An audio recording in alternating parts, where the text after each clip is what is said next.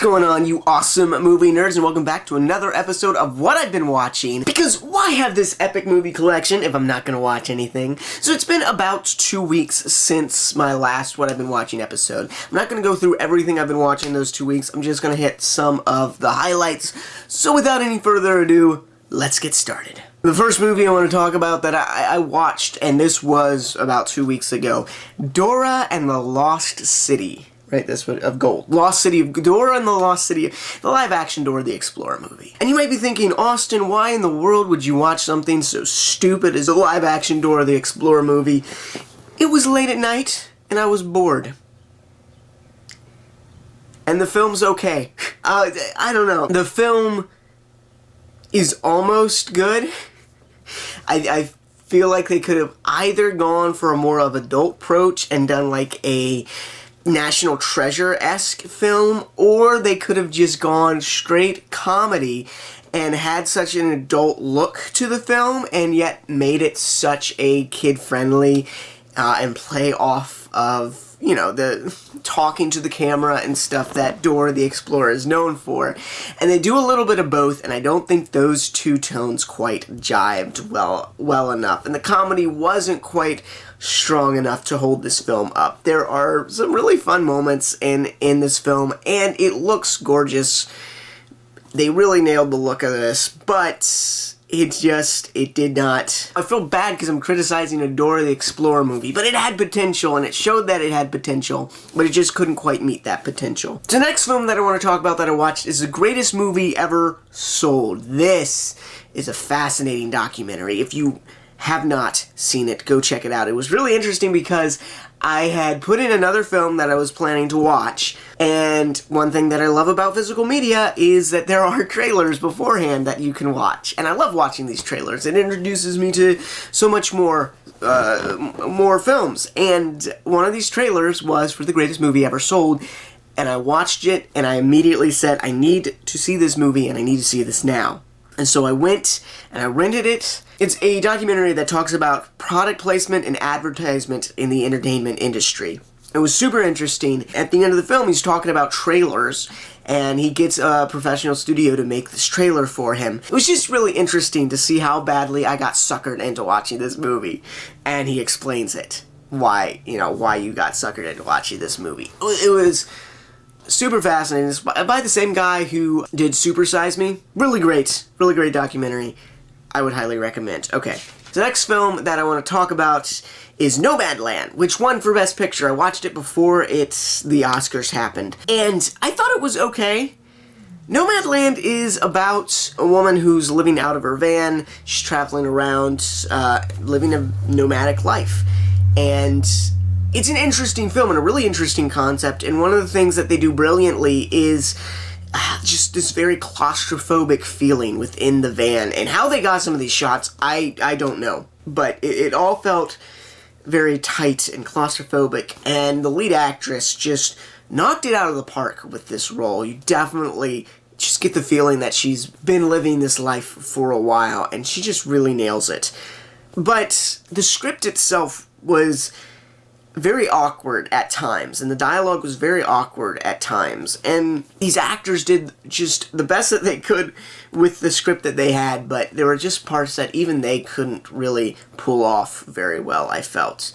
And then the whole film just felt very meandering and wandering around. I mean, any film has a right to be this way. It's this film, but I just wanted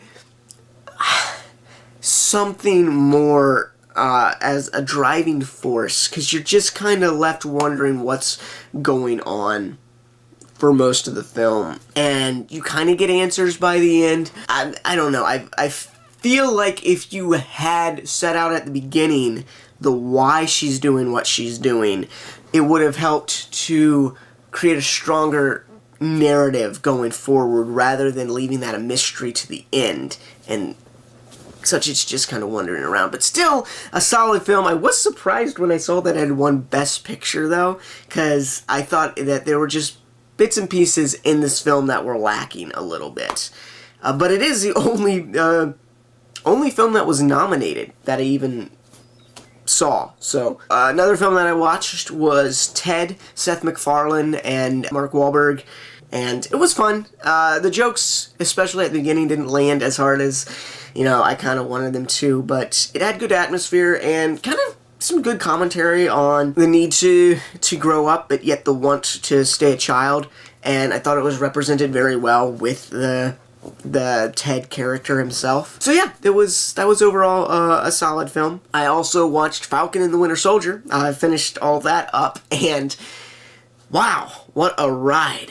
This was definitely more satisfying than WandaVision by the end. It had a really good emotional battle at the end. It was just firing all cylinders. Everything came together, and overall just a super, super solid series.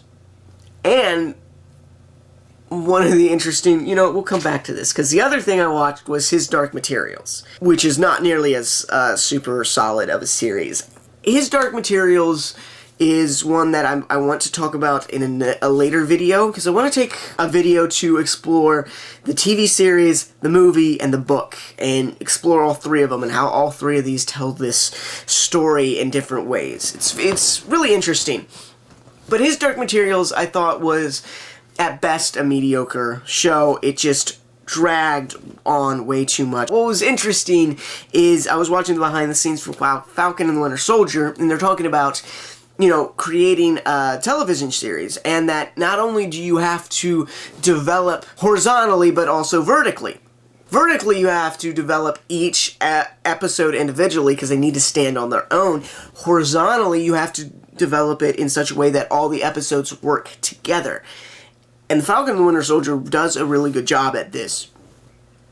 His Dark Materials does not. It has an overarching narrative that works very well, but each individual episode just falls flat on its own and does not tell a coherent story within each episode, which was really disappointing. Some of them they got right, but most of them just went on for too long, and there was no clear reason why we're starting here and ending here in each episode. It was just like someone had made an 8-hour-long movie and randomly decided where to cut it off at, which was really disappointing.